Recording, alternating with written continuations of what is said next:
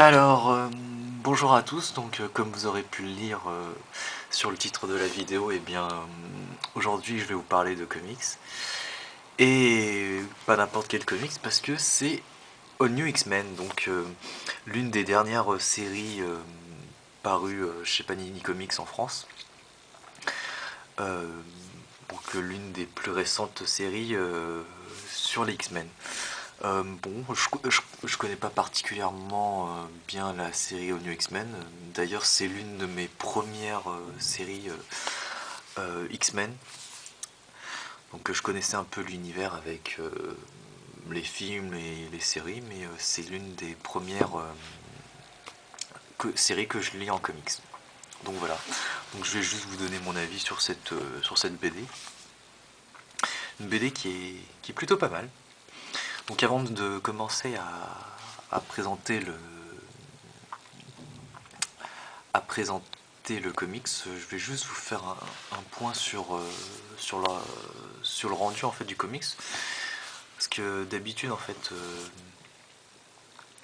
Panini publie des comics en version cartonnée souple, et là en fait on a quelque chose en hardcover, comme diraient les anglophones, qui est plutôt mal, qui rend pas mal. En fait, je pense que c'est principalement dû au fait que Urban Comics a eu du succès avec leur sortie en cartonné dur. Et donc Panini Comics les a un peu suivis sur le sujet et c'est plutôt pas mal. Une belle mise en page. Et donc voilà, donc là je suis allé. Donc là j'ai à côté en fait un Panini Comics un peu plus classique en fait en cartonné souple. Bon, c'est pas mal, mais je trouve que dans une bibliothèque, ça rend mieux d'avoir quelque chose en cartonné dur comme ici. Donc voilà. Donc ça, c'est bien. Et puis bon, bah ça, c'est plus... voilà, c'est moins top, quoi. Je parle bien du format, hein, pas de l'histoire, parce que l'histoire de Hawkeye est géniale aussi. Bref, donc, All New X-Men. Donc juste le pitch de base en fait, donc je connais pas très bien, donc vous m'excuserez des nombreuses erreurs que je vais réaliser dans cette vidéo. Donc du coup le pitch de la série en fait, ça tourne vraiment autour de Cyclope. Donc en fait c'est lui le personnage central de l'histoire, les personnages centraux, si je voudrais être juste. C'est qu'en fait Cyclope a quitté, enfin a fait scission avec ses anciens collègues de l'école Charles Xavier pour aller monter sa propre organisation, donc avec Magneto, la Reine Blanche, Illyana, et avec leurs propres idéaux.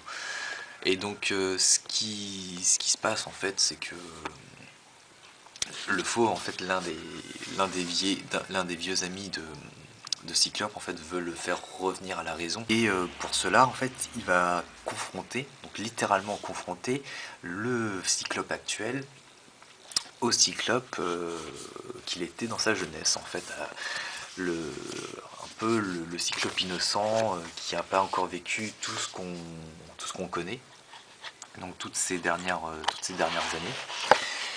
Et, euh, et donc voilà, donc il va partir dans le passé, et il va ramener l'équipe originale des X-Men qu'on peut voir donc sur la couverture, qui va ramener dans le présent. Voilà.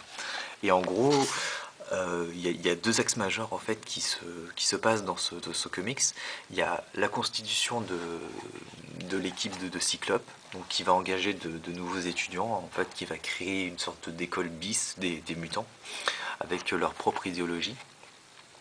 Et l'axe confrontation, donc des anciens mutants dans notre époque actuelle. Donc la confrontation entre Cyclope de, du, des débuts et du Cyclope actuel, et la confrontation entre les différentes époques.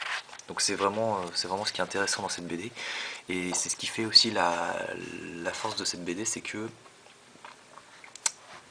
c'est un bon point de départ en fait pour les gens qui connaissent pas forcément bien l'univers X-Men comme moi, parce que du coup en fait Il y a tous les il y a tous les événements clés qui sont un peu expliqués, du fait que les jeunes, les tout premiers X-Men en fait découvrent un peu ce qui s'est passé entre, entre le début et actuellement. Donc enfin c'est assez bien mis en scène, c'est pas fait de façon un peu simpliste, c'est assez bien apporté dans le scénario.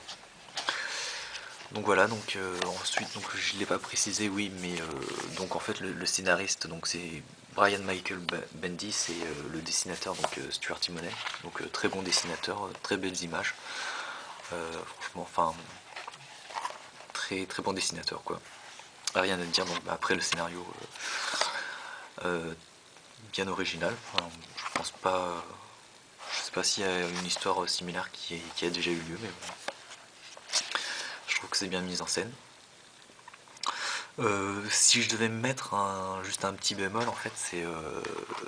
Enfin non, pas forcément un bémol, mais quelque chose qui m'a interloqué, c'est le personnage de Magneto. Dans l'image stéréotypée qu'on pourrait avoir de Magneto dans l'univers X-Men, on pourrait penser que c'est un personnage assez important et assez clé. Et là, je le trouve totalement effacé dans cette histoire. Alors, c'est peut-être fait exprès, mais enfin, je trouve qu'il y a très peu de dialogue.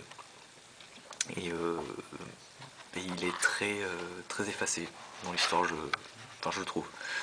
Alors, je suis peut-être en train de vous spoiler un peu le comics là en vous montrant un peu de tout, mais bon, vous m'excuserez.